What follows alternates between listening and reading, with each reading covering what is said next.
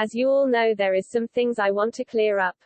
I recently seen a lot of Meowbahh and jellybean videos. I don't want to be rude and out this, but Meowbahh has been racist. He has been attacking races and religions, such as Islam and Indonesians, etc. Jellybean recently blocked Meowbahh due to her racism.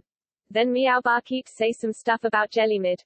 When in one of Meowbahh's videos he says, I am inspired by Jellybean Sama.